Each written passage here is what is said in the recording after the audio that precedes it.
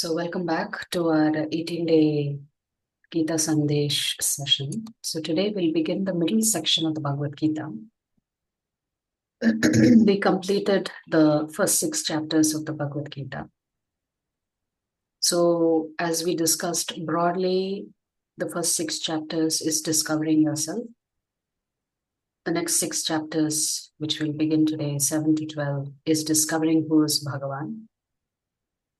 And the final set of chapters is discovering what is Prakriti. Because we are living in Prakriti, we are experiencing Prakriti. So you could say that is one way of looking at what the Bhagavad Gita is all about. It's about the Jivatma, Bhagavan, and Prakriti, and the relationship between the three. Chapter 6 concluded the Karma Yoga section. And Chapter 6 specifically, Krishna was elaborating on the 8-step path of Ashtanga Yoga. It's actually a challenging regime to follow. It's not easy to do this type of Ashtanga Yoga. However, today many people practice this kind of yoga more for physical well-being and emotional well-being, which is good because we also have to take care of our body. But Ashtanga Yoga was not meant to stop there.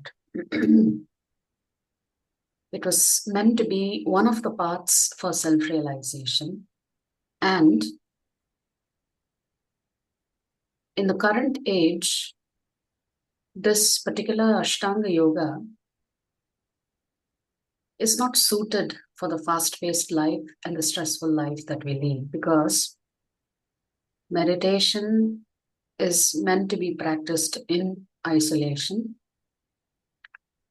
And it is meant to be practiced over thousands of years. So one of the drawbacks of Kali Yuga is our lifespan reduces. If you look at the scriptures, broadly speaking, in Satya Yuga, the maximum age up to which you can live was 1 lakh years. Then in Treta Yuga, it is 10,000 years. In Dwapara Yuga, it is 1,000 years. And in Kali Yuga, if we at all reach 100 years, that's a huge accomplishment. So each yuga has its own unique nuances, including the lifespan. So the lifespan in Satya Yuga is 1 lakh. That's the maximum. It is said that Valmiki had to meditate for 60,000 years before he could actually describe the Lord and his pastimes. So in the other yugas, the self-purification process is much longer. In Kali Yuga, the self-purification process is not only easy, it gives you better results, and you do it with very little effort. That is the crux of chapter 7 today. But chapter 6 is all about Ashtanga Yoga, and we talked briefly about Krishna's opinion of minds, that the mind can be a really good advisor, that typical angel devil sitting on your shoulders. So an uncontrolled mind can take us away from what we really want to do. So it can entangle us in negative emotions. It can create a lot of anxiety and stress. Whereas a disciplined mind can help you and guide you also from the material path to the spiritual. It can help you make wise choices. It can help you find peace and tranquility. So in one of the shlokas that we did not cover yesterday, the Lord says that one must deliver himself with the help of his mind and not degrade himself. The mind is the friend of the conditioned soul and his enemy as well. So it's up to us to control our mind and regulate our mind. So either the mind creates all kinds of false realities for you, or the mind can transcend the mundane reality and take you into the realm of the spiritual world. So that is the beauty of the mind. It is a beautiful tool. If we understand how powerful the mind is as a tool to us, then we would do what is necessary to help us transcend this material nature. But the mind typically tends to act like a web browser, internet. When you open your Chrome page or your Internet Explorer, you land up on your home page. You would have saved a lot of your favorites. The web page tracks your history of where all you have wandered on the internet. Now, one unique thing about websites is that when you type out something, it has the ability to auto-populate and guess where you want to go or what you're searching for. And of course, we also have many pop-up advertisements coming as we use the search engine of the website. So the tendency of the mind, just like the homepage of the browser, is that it becomes your default way of thinking. So your mind tends to land on a particular thought pattern because we've trained it that way. Spiritual practice is about changing the homepage of the mind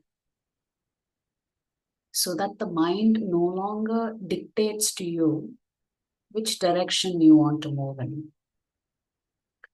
Because the mind influences everything, your thoughts, your inclinations, your choices, your attitude, etc.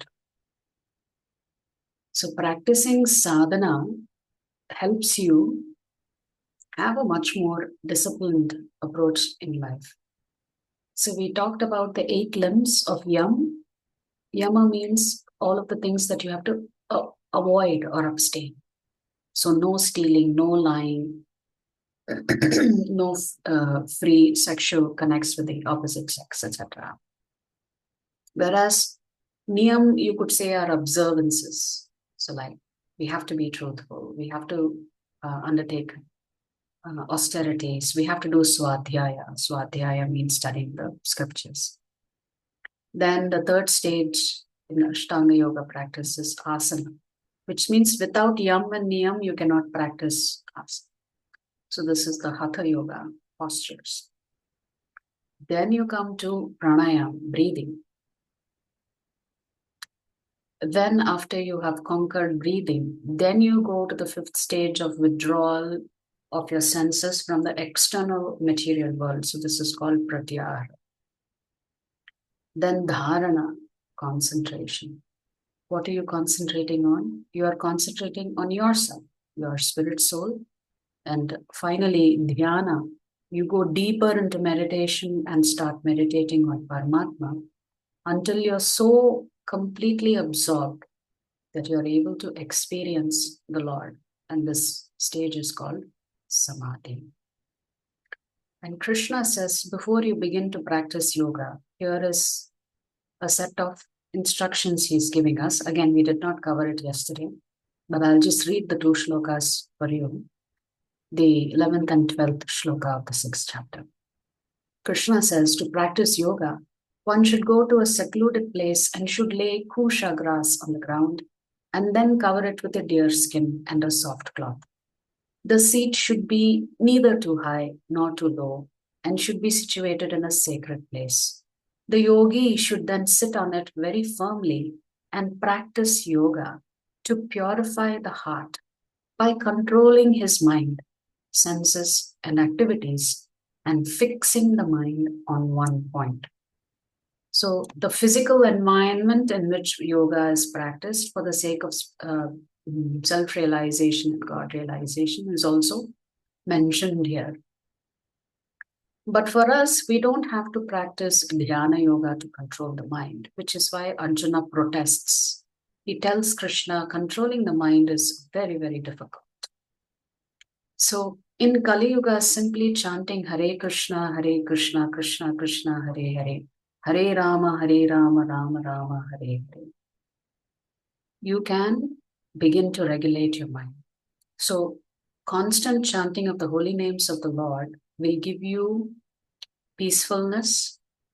It will give you a significant amount of increase in energy because you are actually connected to the Supreme One. You are connected to a higher source of energy. And also, it purifies you. So you become a beautiful person, beautiful from a quality standpoint, right? So you will see this transformation happening very nicely. Actually, your family members will witness the transformation before you do. They will see that you have changed. You no longer get irritated. You no longer lash out in anger. You are peaceful. Uh, you don't get agitated easily. These changes comes because of the power of the Mahamantra. Of course, Arjuna asks, what is the point of practicing any of these paths? Because there is a danger of not succeeding in one life, right? So does that mean all of your effort is a waste? Fundamentally, that's Arjuna's question. And Krishna, of course, answers by saying, if you've practiced any kind of spiritual path for a short period of time, then Krishna gives you the credits to go to the heavenly planets, enjoy yourself there. Then when you come back and take birth, because once your credits are exhausted, you have to take birth again in the middle planetary systems. So when you come back to the middle planetary systems like the Earth, then Krishna says, I will put you in a family that is very wealthy, or I'll put you in a family that's very pious. So Krishna always protects your spiritual practices and gives you an opportunity to continue from where you left off. If you've practiced any one of the transcendental paths for a very long period of time, then Krishna says he will place you in a devotee family directly. So because the environment is already conducive with the parents already practicing bhakti yoga, then it's quite natural that the child will automatically pick it up. And then in the concluding section of chapter 6, Krishna says that someone practicing dhyana yoga is higher than someone practicing austerities, who is higher than someone practicing Jnana yoga, who is higher than someone practicing karma yoga. So among these sets, Krishna identifies the Ashtanga yogis as the highest. But in the concluding shloka of the 6th chapter, which is the 47th shloka, Krishna says, but among all sets of people who pursue the spiritual paths, he says, my bhaktas are the best of the yogis because they have a personal relationship with me. And therefore, there is a two-way exchange between Bhagavan and Bhakta. And it is Bhagavan who derives pleasure from the Bhakta's service to him, as much as the Bhakta derives pleasure from serving the Lord. So it is a mutual admiration society, you could say, between Bhagavan and Bhakta. The Bhakta is in love with Bhagavan, and therefore he occupies his time by serving the Lord. And Bhagavan is also so vested in his Bhakta's life that he's always present. He also wants to spend time with his devotees. So unlike in Jnana Yoga, which is you could say, a lonely practice, even in Dhyana Yoga, you could say it's a lonely practice. You are not trying to serve Krishna. You are just trying to achieve a goal for yourself. Therefore, Krishna says the bhaktas are the best. And Krishna says that's his opinion. So the highest of yogi is that yogi who has developed pure love for Krishna. So if you look at it, you can look at the ladder from the bottom up. The karmis are those who are interested in material things. I want this, I want this, I want this. And they have unlimited desires. The karma kandis say, I want everything, but I will do it as per scriptures. So you could say the karmis are materialistic people. The karma kandis are religious materialistic people because they don't want to get into trouble trying to pursue material benefits. They want to do it the right way. So you could call them the karma kandis. Then the sakama karma yogi, he practices some amount of spirituality, but he still has material desires. Whereas a Nishkama Karma Yogi, he is practicing spirituality and he has no material desires. Whereas a Bhakta, he is focused on developing pure love for the Lord. So essentially, Krishna is saying anybody from any background can practice Bhakti Yoga. Whereas to practice Jnana Yoga, typically in our culture, they just said that only Brahmins can go study the scriptures because they have the intelligence, the mental capacity, the memory power, all that is required to study the scriptures. But when it comes to the bhaktas, Krishna says anybody can become a student. There is no constraint, restraint, pre-qualification or criteria that is required. So to our theme question yesterday, is Krishna asking us to train our body or train our mind? Of course, Krishna is asking us to train our mind. Although the mind is considered part of the body, it is considered the subtle body. Still, training the mind is very, very important. So, Ashtanga Yoga is not about your physical body. Ashtanga Yoga is about controlling your mind until your mind is dovetailed in Krishna.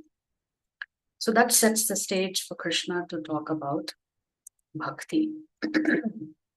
In the 7th chapter onwards, bhakti cannot be spoken about unless there are two people involved. Bhagwan is involved, Bhakta is involved. The relationship between Bhagavan and the Bhakta comes in the shape of bhakti. And that is the triangle. So in this particular chapter, since we've completed the first section, Krishna is ready to teach us what is Bhakti Yoga. Can you do bhakti to anybody? Or is bhakti restricted to a particular personality? How should you perform bhakti? So this is the essence of what Krishna is going to speak about in the 7th chapter. So the 7th chapter, here, Krishna will emphasize hearing. Why hearing is the ideal way to learn spiritual science. Krishna will also openly tell us the 4 kinds of people who reject him and the 4 kinds of people who accept him as the Supreme Lord. Then Krishna comes to the topic of the worship of devatas. Does he approve or does he disapprove of such worship? And then who can actually become a devotee? Yes. So let's look at what Krishna is saying, the first shloka. This is a very important shloka. There is a lot hidden in the shloka. The process of achieving pure love for the Lord. So, Shri Bhagavanu Vacha Maya Sattamanav Partha Yogam Yunjanmadashrayah Asamshayam Samagram Mam Yatagnasyasi Tachranu. The Supreme Personality of Godhead said, now hear, O son of Pratha, how by practicing yoga in full consciousness of me, with mind attached to me, you can know me in full, free from doubt. So what is Krishna emphasizing here? Krishna is emphasizing hearing. Hearing is an important component of learning. The more you hear about Krishna, the more you will get purified. As a matter of fact, when you read the Srimad Bhagavatam and it talks about the process of conception, what is developing within the womb in what period of time, the details of that are mentioned in Srimad Bhagavatam. And the first sense to develop within the womb is hearing.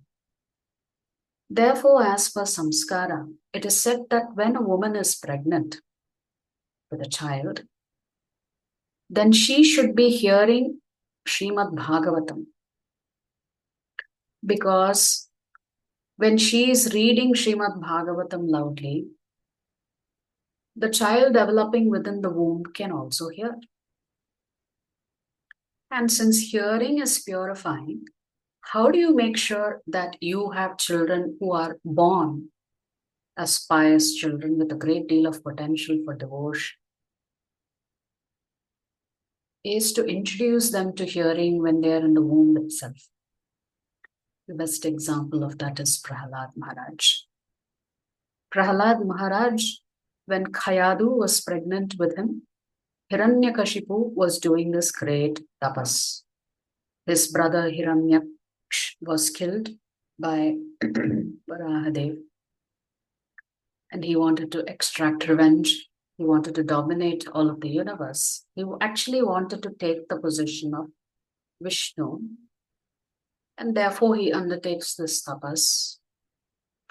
At the time that he is doing tapas, there was so much disturbance created in the cosmos that even the devatas were trembling with fear at the power of this tapas of Hiranyakashipu. So they all go running helter-skelter, asking Lord Brahma, please intervene. This is becoming very difficult for us to do our seva to the Lord. How can we run the universe and how can we do the proper administration when one person is doing such intense tapas that it is creating disturbance even for the devatas? So at that time, Indra decides, when he finds out that Khayadu is pregnant, the fear among the devatas is that this pregnant child could be even more demoniac than Hiranyakashipu. So they are not able to tolerate the father's demoniac nature, and one child is about to come into the world. So Indra decides to kidnap Khayadu and somehow or the other create a situation where there is a natural abortion that takes place. At that time, Narada Muni stops Indra and tells him, what you're doing is wrong. It is inappropriate to touch another man's wife, no matter what the situation is. So at that time, Indra revealed, see, this was our concern. Our concern was what's going to happen to the rest of the universe. So Narada Muni tells Indra, not a problem. I will take Khayadu to my ashram. She can stay under my protection until Hiranyakashipu is done with his austerities. Khayadu had also decided that she will not give birth until her husband is done with his austerities. So she was retaining Prahalad in her womb. I think if I'm not mistaken, it says for 100 years she was pregnant. Of course, this was in a different yuga altogether. It is not in Kali Yuga. So in the ashram, Narada Muni, because he is a devotee of the Lord, his only topic is going to be the Lord only. He's not going to be talking about some mundane subject matters. So great devotees are only going to be speaking about the Lord. That's how they spend their time. So Khayadu was the beneficiary of hearing Srimad Bhagavatam from the lips of Narada Muni, but equally interested in the Srimad Bhagavatam was Prahalad inside the womb. That's why when he was born as a pure devotee of Lord Vishnu, because he had heard the lips from his guru who he had never met, he had never seen. He could only hear the voice of his guru inside the womb of his mother. So hearing is so important. That is the first sense that develops, as a matter of fact. When you die,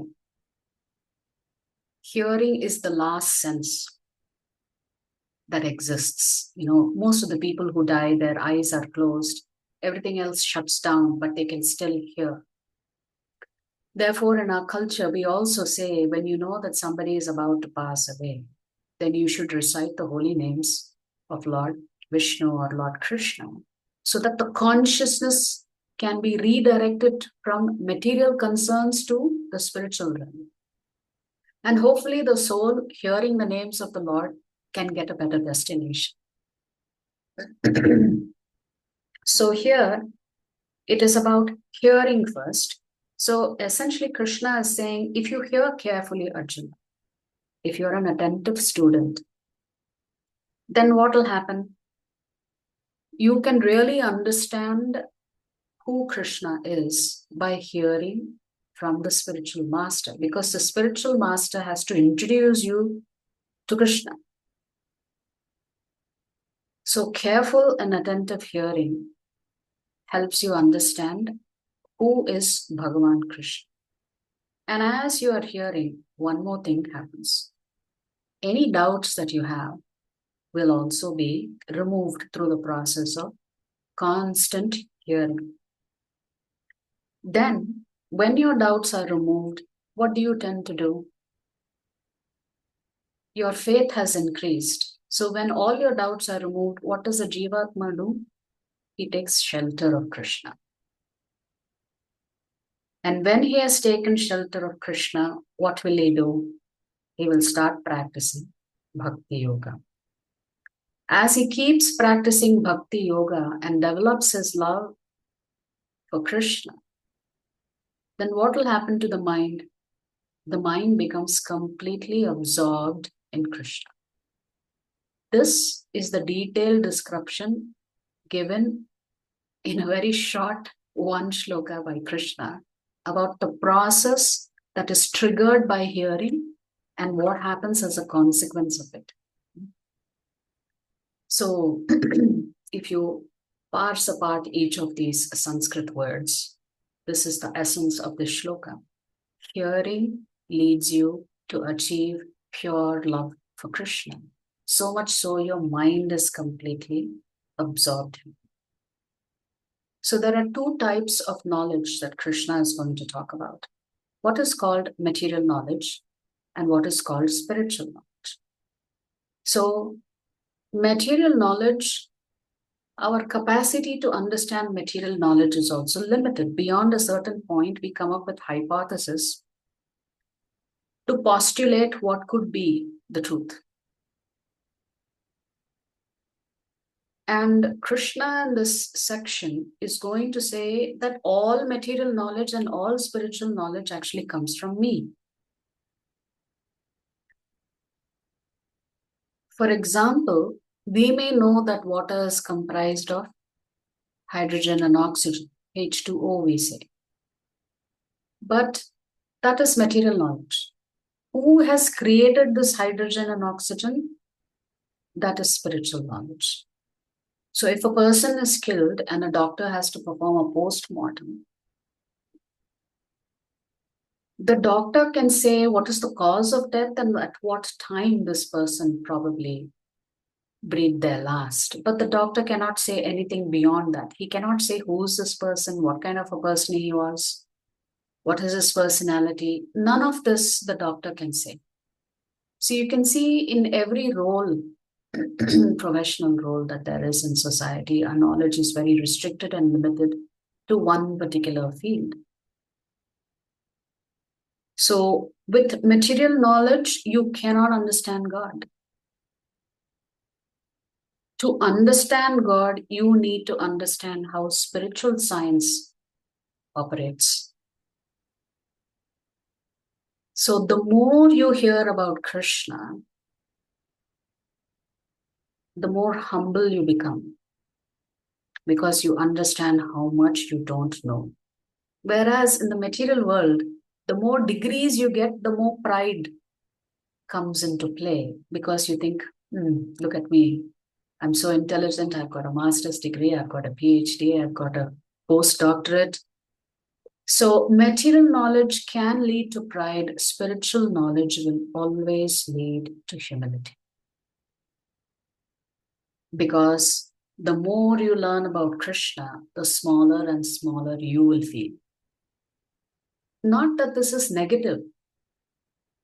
It actually has a positive attribute because the more smaller you feel, the more dependent you become on Krishna. So, but if you look at it, both material knowledge and spiritual knowledge requires faith. For example, if science tells you that man has come from monkeys, since none of us have witnessed that transformation from monkey to a man, you simply accept it because you assume the scientists have done their study. Therefore, you have faith in not just science, but also the teachers. Similarly, we have heard that scientists have gone to the moon. Did you and I witness it? No. Maybe some of us may have watched it televised.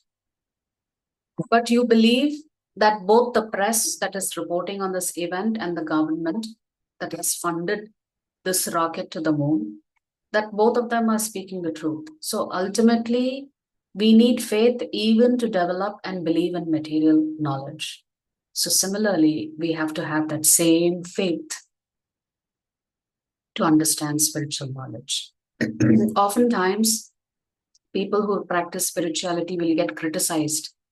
They say, look at that person, such blind faith, he's doing some nonsense.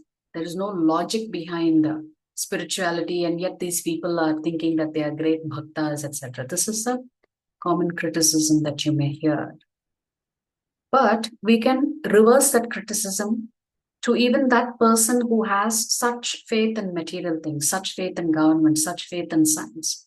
Just as much as they have a blind faith in material knowledge, they have blind disbelief in spiritual knowledge also. So that blindness applies to both sides of the scales. So here, our scriptures tell us that the Lord is our spiritual father and the scriptures are our spiritual mother. So if you want to learn about your father, you have to approach your mother who knows him best. Therefore, the Vedas are considered our mother, and Krishna is considered our father. So the easiest way to understand Krishna is to approach the Vedas. This is where the divine knowledge is residing, in the scriptures, and of course, among the gurus and sannyasis who have studied the scriptures. So here Krishna says, Jnanam teham savijnanam idam vakshyam yasheshatah yajñātvā neha bhūyonyat jñātavyam avashishyate. So the title of today's chapter is coming from this shloka. If you look at it, the title of every chapter comes from one shloka in that particular chapter. Jnana Vignana Yoga. What is the difference between Jnana and Vignana? That's the title for today's chapter. I shall now declare unto you in full this knowledge, both phenomenal and numinous. This being knowing, nothing further shall remain for you to know. At a very high level, Krishna is going to just summarize what is material knowledge, summarize what is spiritual knowledge. That which can be perceived and that which cannot be perceived. How are the ways in which we learn? There are two processes identified in our scriptures. One process is called the Arohana method. The other one is called Avarohana method. For both of them, belief is essential. Arohana method means we use our own intelligence to discover the truth. So it's a journey of unpacking the truth over a period of time. Avarohana method means we are intelligent enough to accept that scriptures have already revealed the truth. Great devotees, self-realized souls have already experienced the truth. Therefore, we don't waste time trying to rediscover what has already been discovered. Therefore, we accept that knowledge that comes in Guru Parampara. Therefore, the Avarohana method is ideal for learning spiritual subject matter. If you have to discover who the Lord is, you cannot do it in one lifetime. And the risk is that you may not be interested in the next life. You may discontinue your discovery process because you could get distracted. Therefore, the Avarohana method is considered superior because you simply accept the truth as has been revealed by the Lord himself to Lord Brahma, then from Brahma to Narada Muni to Vyasadeva, and so on and so forth. So this is the tested method of learning spiritual knowledge, always under the guidance, instructions, protection, shelter of a spiritual master. We don't say, I will discover who is God, I will start experimenting today, because that will be a waste of time. Therefore, to practice bhakti under the guidance of a spiritual master, you don't waste time. It's easy and it gets you the results in a faster way. What does science have? It has the capacity to only discover what is already there. Science has not invented anything. It may have created objects or instruments based on raw materials supplied by the Lord. So that means automatically science can only progress up to a certain point. So oftentimes in science, over a period of time, the theory itself will change. That is because of our shortcomings. The reason we tend not to get it right is because, first, our senses are imperfect. We have a tendency to make mistakes. We have the tendency to cheat ourselves and cheat others. And we operate under illusion. By the way, there are Sanskrit terms for all of this. This is coming from the scripture.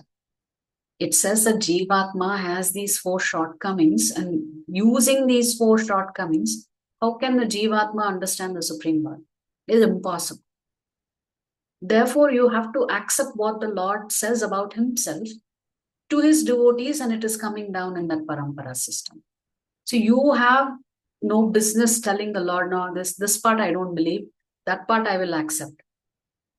So Krishna is not a proponent of you reading the Bhagavad Gita and saying, this I can believe, this I don't believe. It's an all or nothing proposition. You either accept it all, you reject it all, and be peaceful. So we need to understand the Lord is perfect and his pure devotees are also perfect. And because both the Lord and his pure devotees are perfect and they don't have any defects in them, then the knowledge presented in this parampara system also has to be accepted. So we have to trust our spiritual masters. We have to trust the acharyas.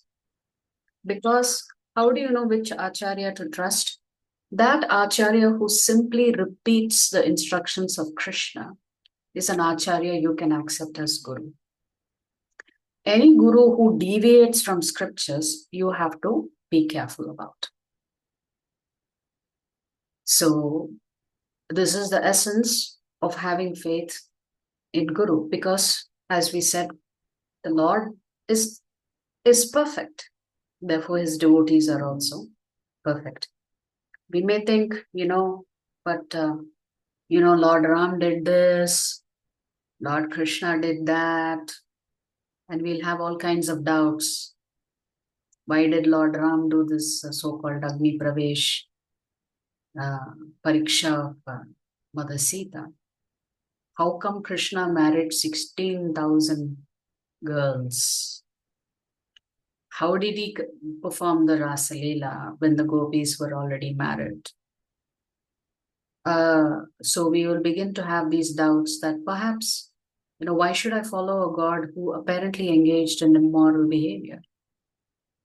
And that is our downfall. If we go down that rabbit hole, and then we will simply self-destruct from there. So if somebody asks you, so we Vaishnavas, we we have to wear tilak, because the tilak represents the lotus feet of the Lord. And, Tulsi Maharani, who is always at the lotus feet of the Lord. So if somebody asks you, why do you wear the tilak? Then I say, I'm a devotee of Krishna, therefore I wear the tilak. So someone may say, but why are you following him? You can say he's the Supreme Lord and that's why I'm following him. But then another question may come, but then he chased so many girls. So then you can ask them the question, how did you know this? That he married 16,108 girls and made them his wives. They would say they read the book. Then you can ask them, well, if in the book you believe that the Lord had that many wives, because certainly you personally did not witness it, then why don't you believe it when the Lord says that I am the Supreme Lord? So this is the challenge that we face, because people read the scripture and choose to believe certain things and choose to reject other things. So in the Bhagavatam and in Bhagavad Gita, the Lord is clearly saying that he is Bhagavan. So why reject that and accept some other mundane things, apparently mundane things, because you are not able to get your head across the fact that the Lord did all of this? Of course, there are deeper reasons behind all of this. Similarly, there's this criticism of Lord Ram. Does a husband not know his wife very well? The Lord knew that perhaps in the future, people will even criticize Sita Devi. Therefore, when he asked her to prove her chastity, women get very upset with this particular incident in the Ramayana. But think about it in a little bit more deeper fashion. In the future, others would criticize Mother Sita, and therefore, by the Lord asking for this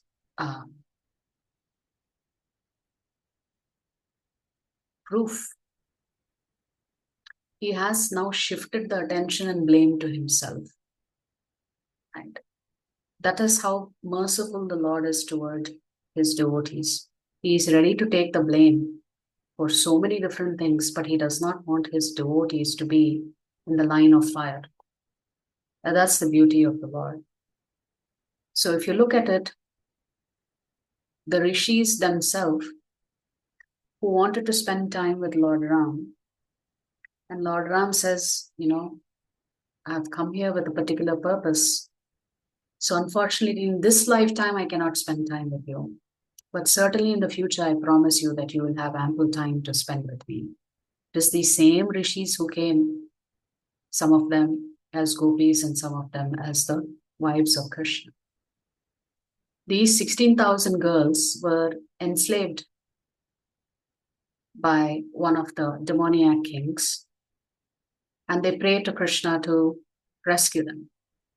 When Krishna actually rescues them, then what happens is the 16,000 princesses, they tell Krishna, in Kshatriya culture, if we are under the enslavement and capture of another king, then no other king will accept us anymore. So the chances of us getting married is zero, because we've already been kept under the enslavement of one king.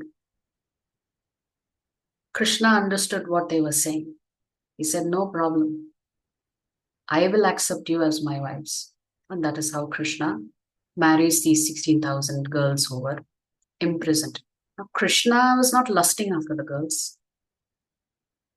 but he understood that they were his devotees, and in their mind, they wanted the Lord as their husband.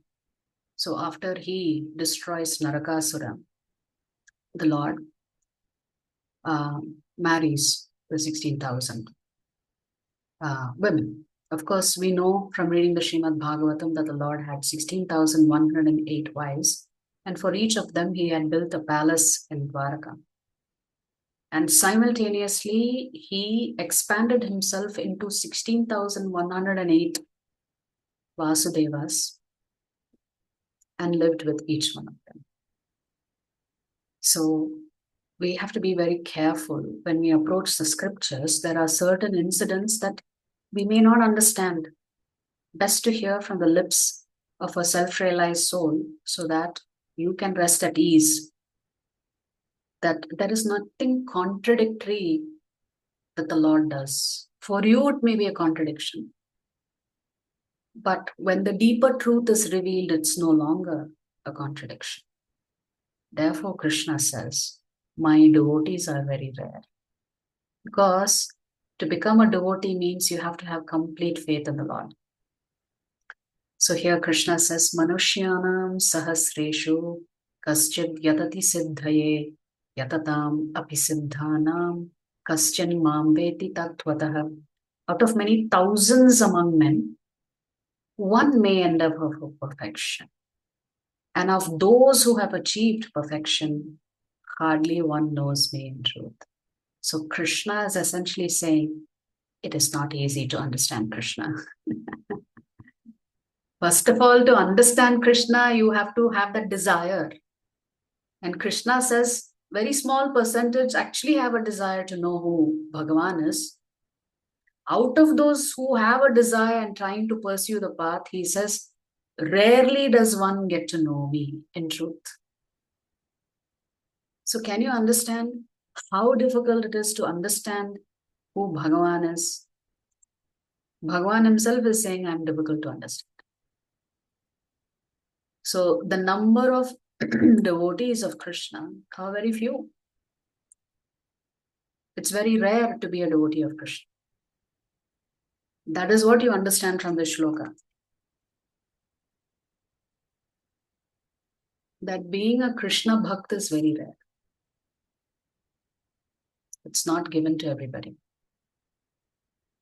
His Holiness Radhanath Swami Maharaj has a wonderful statement of this, that Krishna consciousness is not achieved, it is rewarded. The Lord himself has rewarded you with Krishna consciousness, so you have to be very, very grateful to the Lord for bringing you to his lotus feet. It's not because you did something great. So, Krishna is now going to talk about himself. So, and his energies. If you talk about Krishna, automatically Shakti potency is also involved.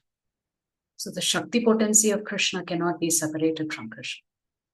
The Krishna is saying, Bhumirapo nalo vayuho khammano buddhirevacha ahankara iti yamme bhinna prakritirashthana. Material knowledge. All you need to know about material knowledge is as follows. Earth, water, fire, air, ether, mind, intelligence, and false ego, all together, these 8 constitute my separated material energies. That means Krishna is saying, these Shakti potencies are coming from me and nobody else. Then Krishna says, besides these, O mighty aunt Arjuna, there is another superior energy of mine, which comprises the living entities who are exploiting the resources of this material inferior nature. So Krishna has defined Prakriti, the inferior nature, in 7.4. And in 7.5, Krishna is saying, but there is one other superior energy. Who are that? It's the Jivatmas, the spirit souls. What is the spirit soul trying to do? Manipulate Krishna's energy to try and make themselves comfortable here in this material world. So the superior energy is manipulating the inferior energy of Krishna, trying to see how they themselves can become the enjoyer, the proprietor, and the controller. And this is the power of Maya. So here Krishna is saying, Mattaf parataram nanyat kinchadaste dhananjaya mai sarvam idam protam sutre manigana eva. O conqueror of wealth, there is no truth superior to me. Everything rests upon me, as pearls are strung on a thread. So here is one more analogy that Krishna is using to drive home a point. When you see a beautiful pearl necklace, you cannot see the thread holding the pearls together. But you know it exists. Similarly, Krishna is saying this entire cosmos, so beautiful it is. It exists because I am the thread that is holding everything up together. Essentially, Krishna is saying the whole material universe is dependent on him. Without Krishna's energy, nothing can function. You cannot breathe unless Paramatma is within you. This universe cannot be spinning in the galaxy without Krishna being within that universe. So essentially, Krishna is saying, I am the maintainer. There is a nice definition of God, G stands for generator, O for operator, and D for destroyer. Generally, we know that Brahma creates the material universes, the Lord maintains and operates it, and Lord Shiva comes to put an end to it.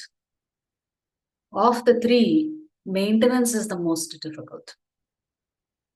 Because once you create something, to maintain it in its pristine condition requires a lot of effort. Anybody who owns a car or any other gadget knows this. Over a period of time, it goes through wear and tear. So essentially, Krishna is saying everything is being maintained by me. Just like pearls are strung on a thread, the thread is holding the pearls together. Similarly, the Lord is holding the entire universe together. Therefore, everything is functioning like very, very beautifully. So, bottom line is Krishna is saying he is the source of everything. He is the source of the Jivatma. He is the source of Prakriti. He is the source of the spiritual world also. So there is a wonderful pastime that happens between Newton and his friend. One day, both of them are scientists. One day, one of Newton's friends visits him in his house. And his friend happens to be an atheist. He does not believe in God. So Newton had a replica of the Milky Way constructed by one of his artist friends. So much so, if you crank the handle, all the planets will move in their own orbits. Everything was done to scale. So when Newton's friend visits him, his friend is absolutely wonderstruck by seeing this beautiful replica of the Milky Way. And he asks Newton, who made this replica of the Milky Way? And Newton says, no one. And his friend says, come on. How did it appear here on your dining table? Obviously, somebody made it, took the effort, designed it. It took them some time to build this mechanical contraption and replication of the Milky Way. So Newton says, nobody. So the friend gets upset and says, come on, don't play me for a fool. At which point Newton said, well, this is a replica of the real thing. You don't believe that the real thing is created by God, but you're refusing to accept that the fake thing or the replica has no designer, no creator. You are completely understanding that the replica has been created by someone, but the real thing does not have someone behind it. There is no divinity, there is no creative power behind the real Milky Way. So you see how cleverly you can question even the atheists till they hopefully come to the truth that their belief system is also fake. It is blind. It's a blind disbelief that there is a superior intelligence behind everything that we see. Otherwise, how could anything exist? So here, Krishna will now, after saying that his devotees are very rare, or those who are seeking the truth about who is Bhagavan Shri Krishna are very rare, Krishna will now talk about 4 kinds of people who reject him, 4 kinds of people who accept him as the Supreme Lord. So in the 15th shloka, Krishna is saying, Namam dushkritino mudha prapadyante naradhamaha mayaya pahrata jnana asuram bhavamashvritaha. Those miscreants who are grossly foolish, who are lowest among mankind, whose knowledge is stolen by illusion, and who partake of the atheistic nature of demons, do not surrender unto me. So Krishna himself is giving 4 categories of people who don't care for him. So this is Krishna understanding that this is the nature of the Jivatmas. Even though he is supplying everything for these Jivatmas, still they use their intelligence to reject Krishna. Mudha, those who are grossly foolish. Naradhama, the lowest of the mankind. Mayaya pahrita jnana, those whose knowledge is stolen by illusion. Asuram bhavamashritaha, those who partake of the atheistic nature of the demons. Kamsa was always meditating on the Lord. Where is he? Where is he? Where is he? Where is he? So I can kill him. For that meditation, even Kamsa went to the spiritual world. He wanted to kill the Lord. Therefore, he was thinking about the Lord in a negative way. Where is he? I want to find him. I want to kill him. So the Lord himself comes face to face with him and kills him. But our Shastras say, anyone that the Lord kills, if they recognize the Lord at the point that their breath is leaving the body, the Lord is so kind and merciful, he sends them straight to the spiritual world. So for Krishna, in the spiritual world, loving and killing are the same. In the spiritual world, 1 plus 1 is 1 and 1 minus 1 is also 1. So whatever Krishna does is always for the benefit of the Jivatma. Even if Krishna kills, it benefits that Jivatma.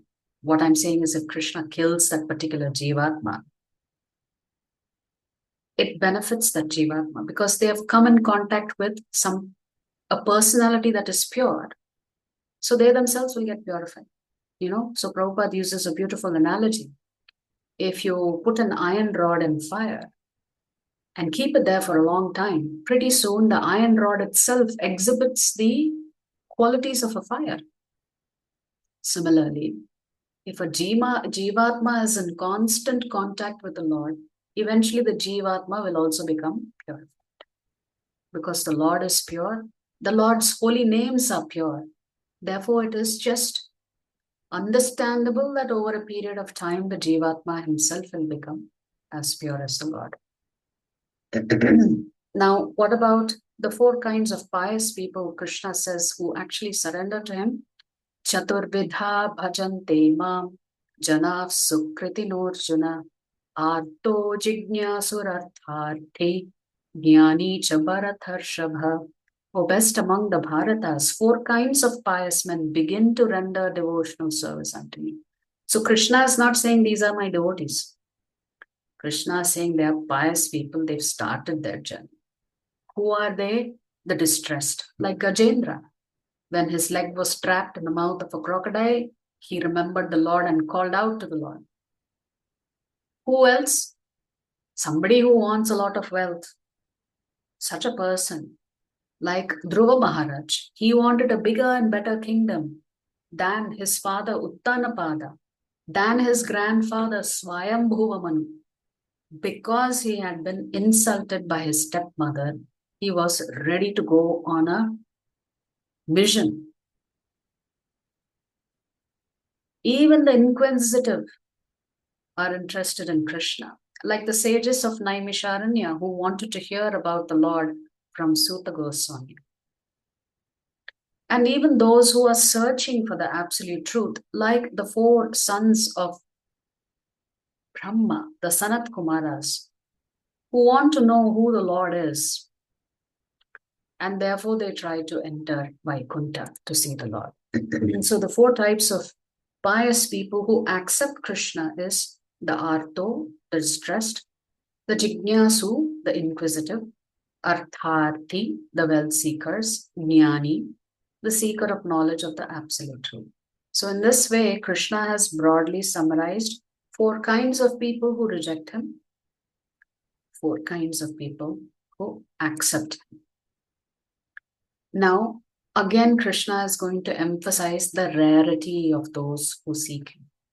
Bahunam janmanam ante jnanavan mam prapadyate vasudeva sarvamiti samahatma sudurlabha. After many births and deaths, he who is actually in knowledge surrenders unto me, knowing me to be the cause of all causes and all that is. Such a great soul is very rare. Krishna is saying his devotees are a rare commodity. Then Krishna will talk about the worship of Devatas. Kamaistaistai hritagnyanaha prapadyantenya devataha tam niyamamasthaya prakritya niyatasvaya. Those whose intelligence has been stolen by material desires surrender unto demigods and follow the particular rules and regulations of worship according to their own natures. So Krishna is saying those who worship demigods, their intelligence has been stolen. How? Because when you go to the devatas, you have material desires. You want good wife, good husband, lot of wealth. Today if you go on YouTube, you will find a lot of astrologers who will give you a lot of remedies for a lot of problems that you're facing in life. Invariably, the remedies include reciting the mantra, doing some homa or havan to please and propitiate a particular devata. What is Krishna saying? Oh, you're a great fool because you are asking for something from the devatas that you could ask from me. But anyway, Krishna is not rejecting such a person.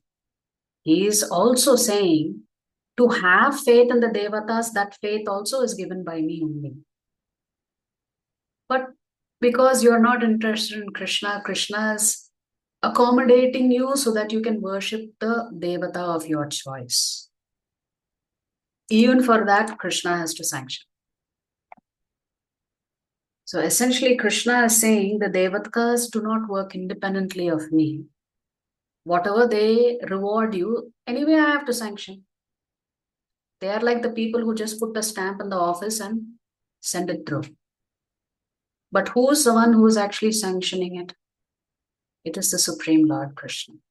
Antavattu phalam tesham tadbhavatyalpamedhasam devan devayajo yanti madbhakta yanti mamapi. Now Krishna is going to say, what is the consequence of worshipping the devatas?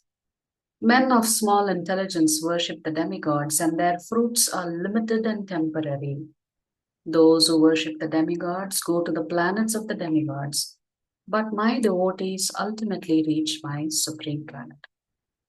Because the devatas are also jivatmas, whatever they give you, since everything is temporary in this material world, even if they give you knowledge, richness, wealth, fame, whatever it is that you're worshiping for, the results are temporary because at the time of death, it's done, it's over. You can't take it with you to your next life. So there is no after sales service with the demigods. You can't go back to them and complain, hey, whatever I prayed for didn't work out as I intended. So the devatas are considered to be like shopkeepers.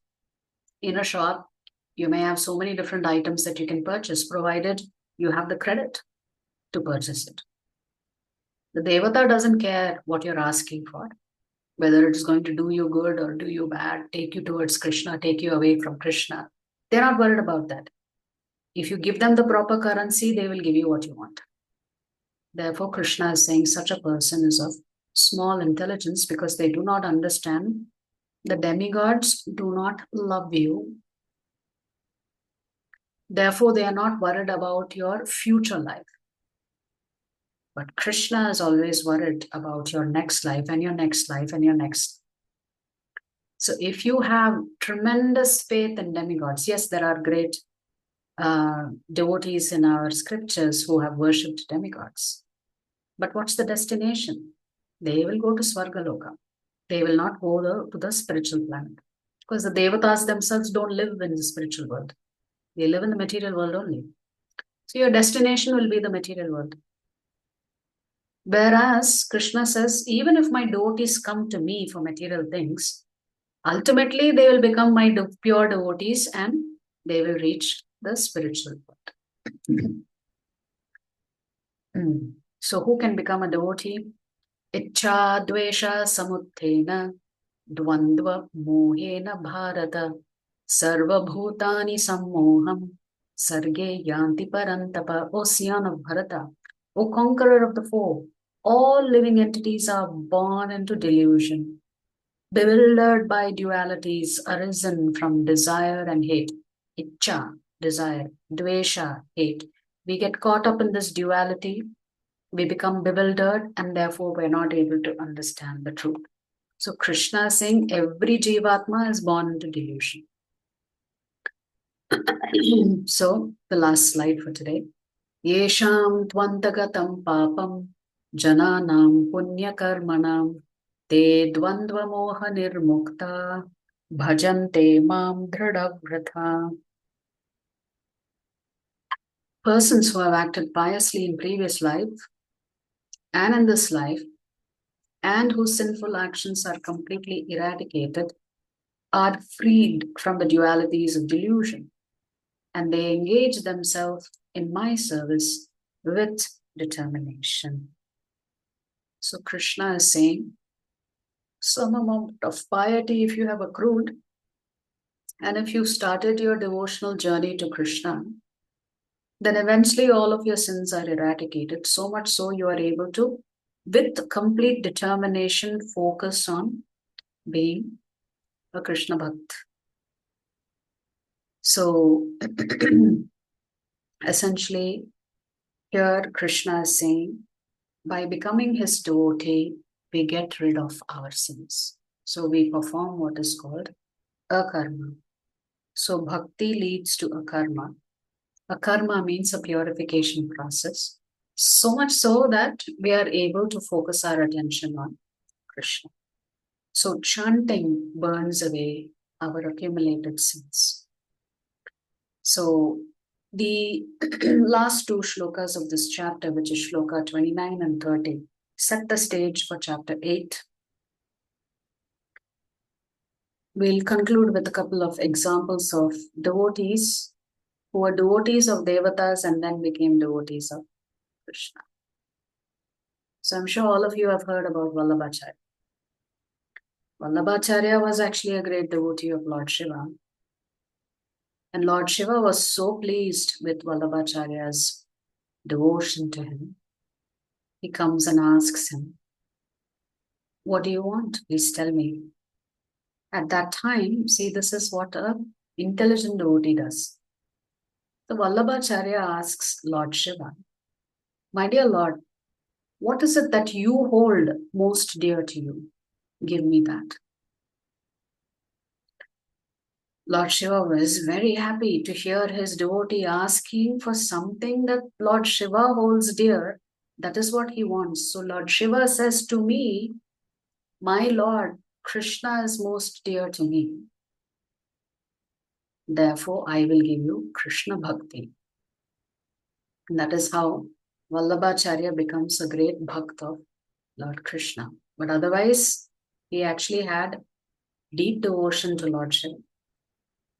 There is another well-known personality. For some of you from West Bengal, you may identify with the name Chandidas. Chandidas was a great devotee of Ma Kali. Every day he would worship her, offer her flowers, make her wonderful garlands, offer her bhoga.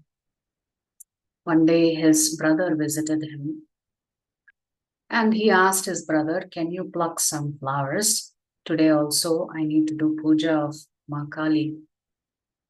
So his brother plucks the flowers and hands it to him.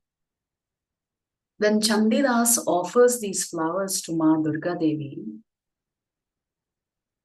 she comes out of the altar in a hurry to take it from his hands. So Chandidas is shocked. He's saying, "Hey Ma, I have offered you flowers every day for so many years. You never came out in a hurry to grab the flowers from me. Why did you choose to do it this time?"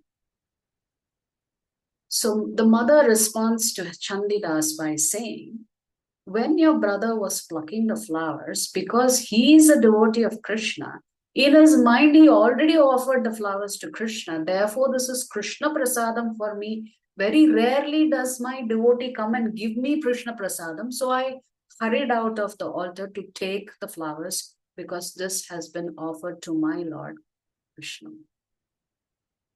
Hearing this, Chandidas decided, if my mother, who I have been worshipping for so long, herself is a great devotee of Lord Krishna, then certainly I should also become a great devotee of Lord Krishna.